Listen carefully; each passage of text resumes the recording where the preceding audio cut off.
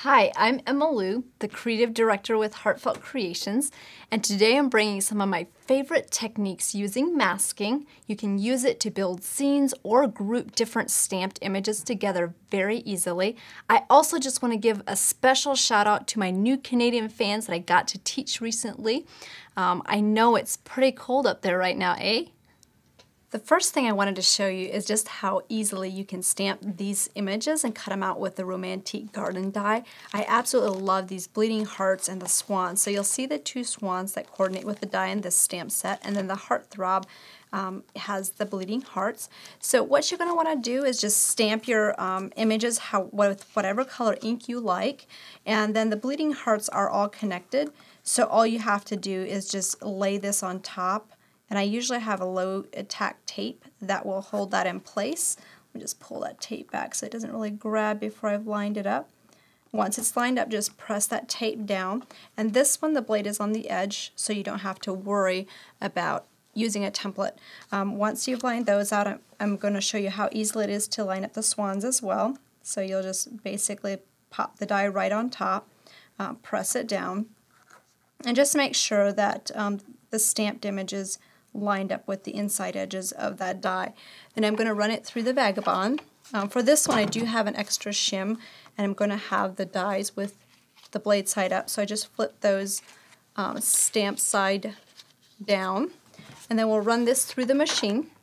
This machine works like your manual die cutting machines, so you can use whichever machine that you use with your regular manual dies. So once this comes out, we'll just pop it out and see how beautiful. So you'll see that that's very nicely cut. I'll bring those out.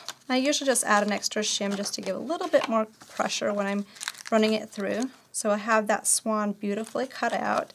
Just love the details of these. So I'll just pop that out of the side. And then the bleeding hearts, you can do the same thing. Now these bleeding hearts, I'll usually add to the sides of these dies in here. So you'll see that I cut out the main die and then attach those bleeding hearts to the top. I'm going to show you how you can do the masking techniques. Here I just 3D'd the swans on top, but if you'd like to have those directly to the background, what you'll do is you'll grab one of the swans, just ink it up in whatever color you like, and I like to stamp it with just a little bit of a tilt on the swan. So we'll stamp that first. And then once you've done that, I have the stamp positioner where I stamped the other swan on the top, and I did that by just bumping the corner and putting this into the edge and just stamping that image. That will make that I can see exactly where this next swan will be stamped. So I want those swans to come together right in the center, so it kind of creates like a heart formation. Once I've lined that up, I'll just bump my stamp positioner right up into the corner, and we'll pull this away. That's just your guide. And then we'll go ahead, ink this up, and stamp this right to the side. So just make sure that your stamp positioner does not move on you. If you have a problem with that, sometimes you can add a little glue dot to the stamp positioner, just hold it into place. So you'll see that that very beautifully just stamps those two images together to create kind of a heart shape. Now if you wanted to, we also have this water stamp with the Romantique Garden Collection. So if you wanted to create a scene, you can take just a regular die cut of the swans and lay that on top. If you're concerned that these die cuts move, you could use a low tack tape on the back, and that will make that it won't move for you. Usually I just lay mine on top, but you can kind of work with it and see what you like. And then we'll go ahead and just stamp this water right on the top. So I know kind of where this position of the center of the water is, so we'll just stamp that on top with the blue. And you'll see that that just will create kind of that water right around these swans. So if you wanted to, you could go back then and add those hearts, the ones on both sides. So you have one on that side, and then you'll bring the other one on the other side, and you have that heart that's surrounding the doves. There's so many beautiful stamps that are very detailed in this collection. This one's the Romantique Swans, and I have two samples I absolutely love. This one, we just added the water by stamping it multiple times in dimensional swans with the die in the background. or the foreground. Over here, I masked the water so it wasn't covering, so it just creates a very delicate scene. We also have the little stamp set that's called the Lovebird Hangout. With this one, you have, this isn't a finished project, but the image is colored, and then we added the swirls on the top. Here's another one that just shows it beautifully with the decorative corners. Then we have the Heartthrob pre-cut set. This one has a little hummingbird. Then you have the little bleeding hearts. This is the one that goes with the die.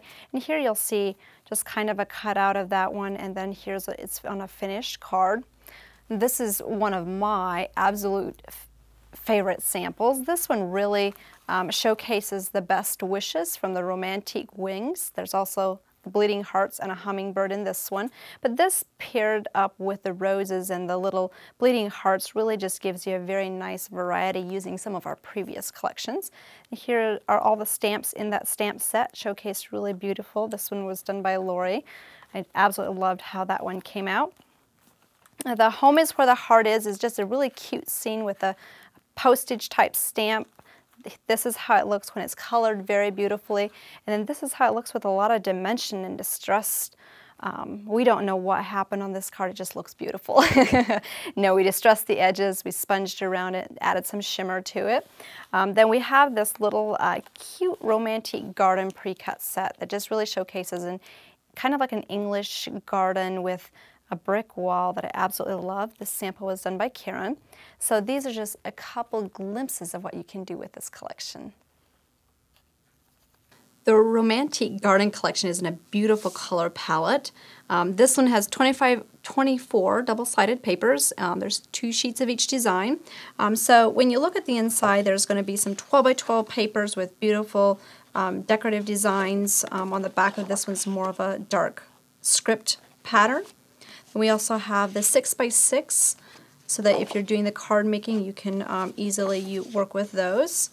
So some of these are just replicas of the main backgrounds.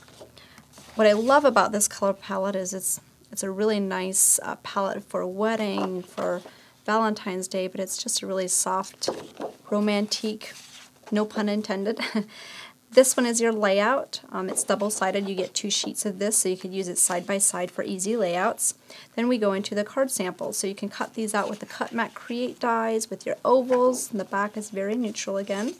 Here has some replicas of the stamped images that you can layer flowers and some dimensional objects to the top. So you can really create some beautiful samples. We do have these online with more finished samples, so you can really get some great ideas of how to put together your cards very quickly. These are some more open samples with tags. With these are great for your photos or to just add a stamped image to the background.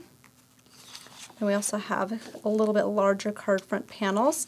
And then we finish it off with the tag sheet. Tags can be cut out with our luggage tag set, which makes it for quick and easy little tags. And then this is the background. And then we'll finish the paper off with showing you a beautiful layout designed with this paper. So you have the die around the edges and then the paper used in the background.